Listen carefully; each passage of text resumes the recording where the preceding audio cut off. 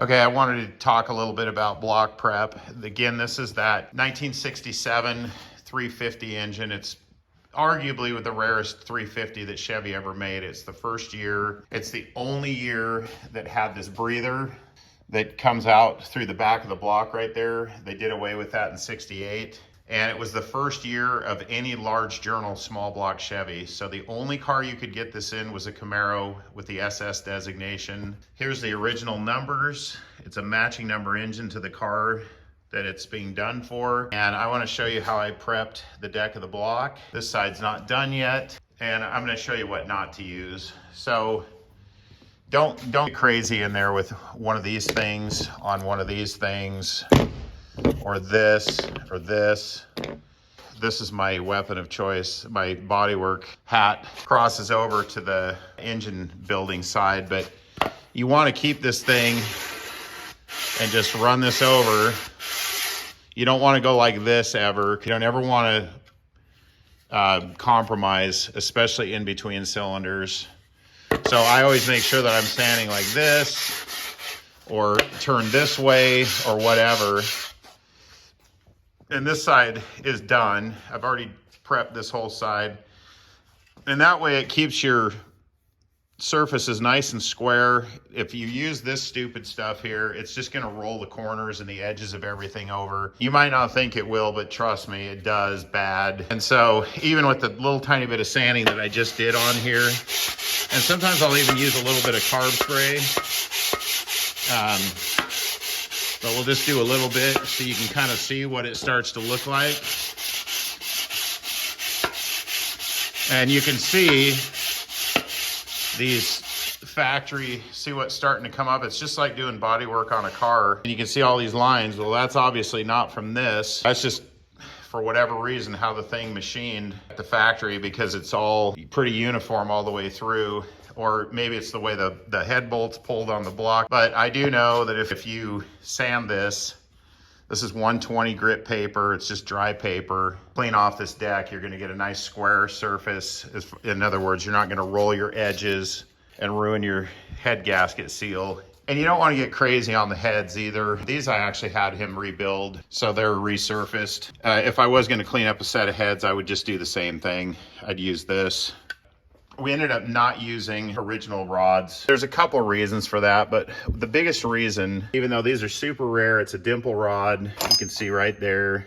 Since this was the first year of a large journal engine, the previous 67 and earlier were 2-inch rod journals, and the 350 went to a 2/100 rod journal, so 2-inch 100 thousandths. And they really just took a 327 rod and just bored this out to 2/100. They use the same early rod bolt. So this isn't even a 3/8 rod bolt. It's an 11/32 rod bolt. So they're kind of weak, honestly. It made the rod really thin because, again, they just bored it out, and then they didn't even bother until 68 to go to a 3/8 rod bolt. So we're upgrading 4340 I-beam rods with ARP bolts. The pistons are forged now. So not high dollar stuff. Pretty affordable still, but just a nice upgrade for this thing.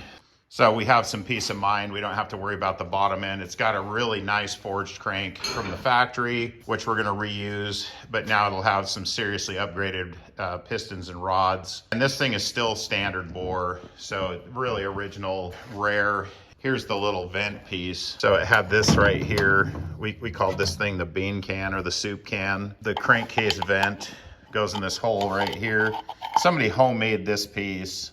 And I don't know what happened to the original piece, but it was like that when I got it. But they had to do that so that there's a nut in here. And then this vent screws on, and there's a hose that goes from here and vents into the air cleaner, because they didn't vent the valve covers in 67. One of the things that I noticed on this block, and it's pretty obvious, see this chipping along the edge of the cylinder? It's on all of them. It's worse on some than others. I'm going to show you real quick what I do. And again, this is a virgin, meaning it's never been rebuilt, 1967 block. So it's still standard bore. We got the deck surfaces now prepped pretty nice on this thing, but it makes it a lot easier to put together. And there's still a little bit of a chamfer or bevel, but you see how it's chipped a little bit? I'm going to fix that real quick.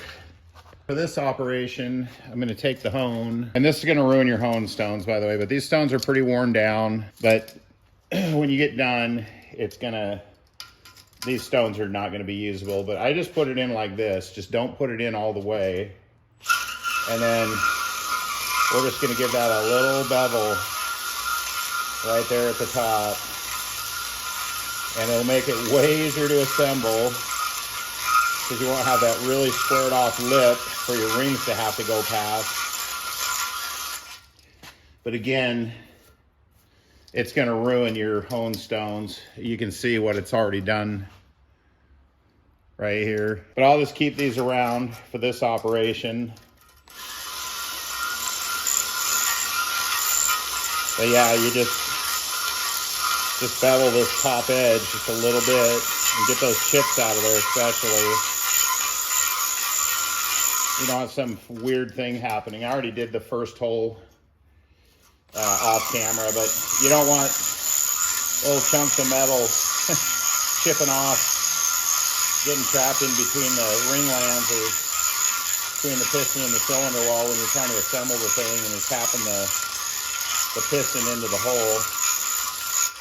So anyway, we're just gonna pull the camera out of the holder. You can see how that looks.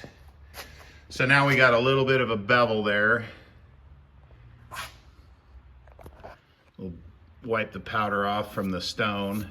You see that little tiny bevel. Anyway, that's how I get rid of the little chipping at the top. This stuff that's going on right here. In the 40 years of doing this job, this 350 block from 1967, I've only ever seen maybe 4 of them in my lifetime. It's extremely rare because it's the first year of the 350. It's the first year and the only engine that you can get a big journal crankshaft in 1967. All the rest, the 327 was still a small journal. And even the 67 302 was just a 283 crank in a 327 block. So still a small journal with the small rods. So this engine, 67 350, total unicorn, very rare. And I've only seen about 4 in my lifetime, including this one. The last thing that we need to do is clean the heck out of this thing. And I mean good, like really clean. So we got to get this thing immaculately spotless. And then we are going to assemble it. Okay, I've prepped the deck. I have honed the cylinders, and this block honestly isn't that dirty.